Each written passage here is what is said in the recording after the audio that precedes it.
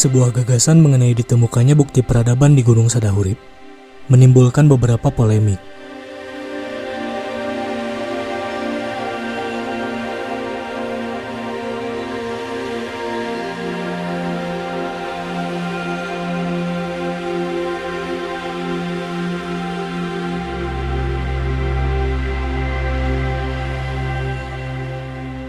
Saat ini pun, terdapat banyak pro dan kontra di antara orang-orang yang dianggap ahli sejarah kalangan akademik.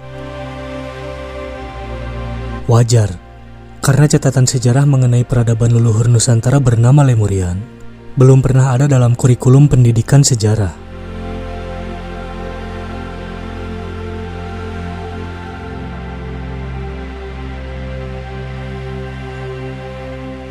Tanggapan positif mengenai bukti peradaban ini justru lebih banyak muncul dari kalangan ilmuwan barat.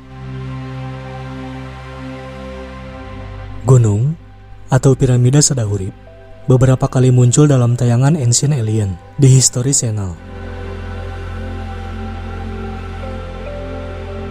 Salah seorang budayawan yang banyak berbicara mengenai piramida Sadahurip adalah Kang Diki Zainal Arifin.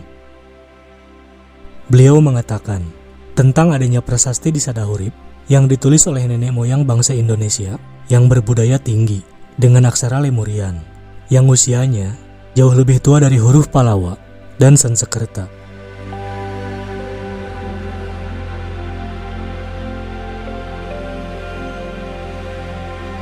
Ketertarikan pada kehidupan lampau sebetulnya adalah ketertarikan seluruh umat manusia. Karena sebelumnya, kita diceritakan mengenai sebuah teori yang katanya manusia itu berasal dari kera, dan banyak yang percaya.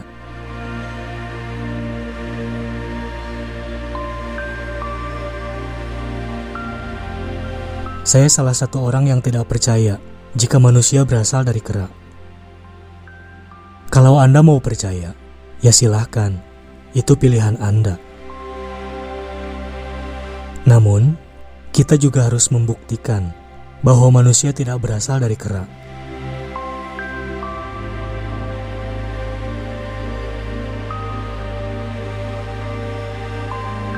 Ada seorang ilmuwan yang mengatakan bahwa manusia adalah evolusi dari hewan berbulu yang sekarang kita kenal sebagai monyet atau kera. Dan terus terang, saya benar-benar meragukan teori itu.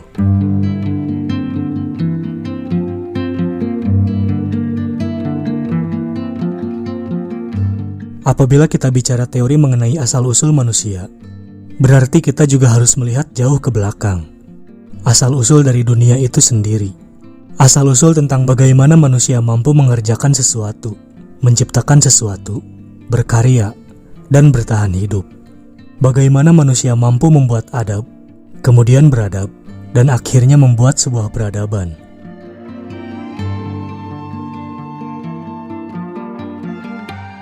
Banyak orang yang percaya bahwa peradaban masa lalu itu tidak primitif. Salah satu bukti bahwa masa lalu itu tidak primitif adalah dengan dilakukannya berbagai penelitian yang membuktikan bahwa masa lalu itu benar-benar sangat modern.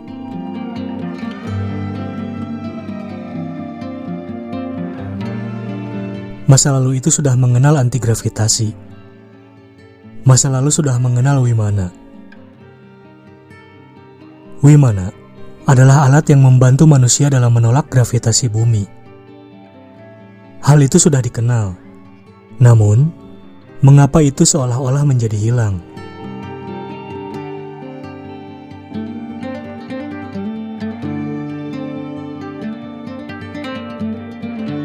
Ketika kita menelusuri peradaban-peradaban dan sisa-sisa peradaban yang ada di Indonesia, kita akan menemui banyak sekali bangunan-bangunan yang berbentuk seperti gunung. Terlihat seperti alami, padahal tidak. Itu adalah bangunan yang sengaja dibuat oleh manusia. Bangunan yang dibuat oleh tangan-tangan yang memiliki peradaban sangat dahsyat dan luar biasa.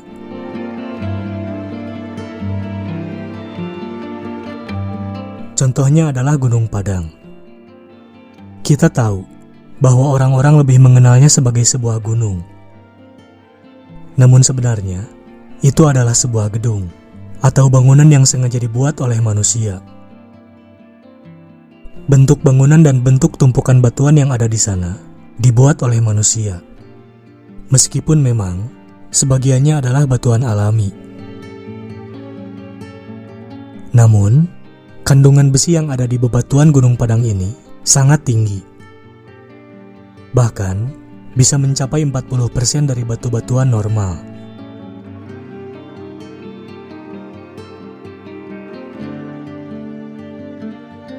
Kemudian, di sebuah tempat bernama Bukit Munjul, terdapat anomali magnetik yang sangat kuat, sebagaimana anomali magnetik yang ada di Gunung Padang.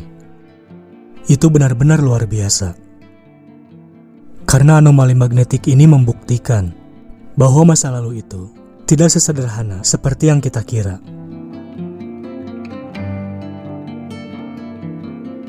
Apabila kita mengetahui bahwa masa lalu itu memiliki solusi atas semua krisis yang terjadi saat ini, mungkin kita tidak akan mencari kemana-mana.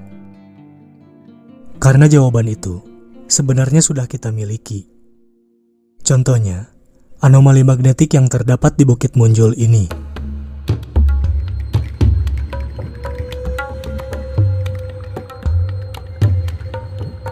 Apabila kita perhatikan, saya yakin batu yang memiliki anomali magnetik ini tadinya berbentuk bulat, kemudian terkikis seiring perkembangan zaman.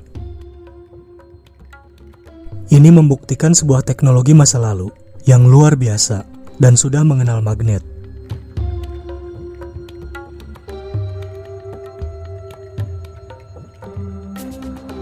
Kemudian, Gunung Sadahurip.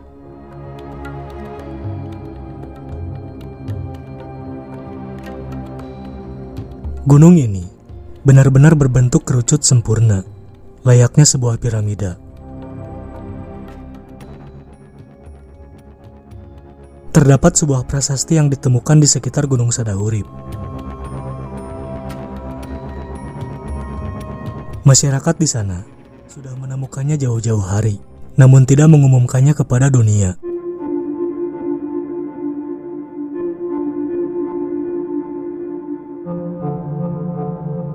Prasasti ini memiliki tulisan yang dibuat berdasarkan huruf Lemurian. Sebuah huruf yang sangat kuno, jauh lebih kuno dari huruf-huruf yang ada dan orang-orang sekarang ketahui. Yang kita tahu bahwa huruf paling tua adalah aksara Palawa ataupun Sansekerta. Namun sebetulnya ada huruf yang jauh lebih kuno, bernama huruf Lemurian, dan itu bisa ditemukan pada prasasti ini.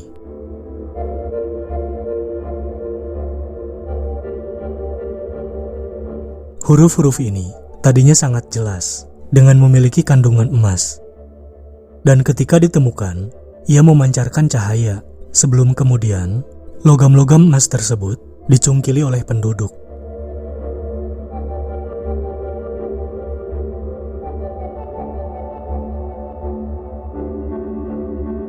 Seperti inilah bunyi tulisan yang terdapat pada prasasti Sadahurip. Anjana Gapidahyangga, Avatara Maninggarungga, Sadubala Arya Dumida, Zakala Manigorazena. Kurang lebih, artinya adalah engkau adalah gerbang sang pencipta, pengendali alam keseluruhan jagad halus dan kasar. Menyeimbangkan kehidupan alam semesta, waktu akan menjadi anak penurut.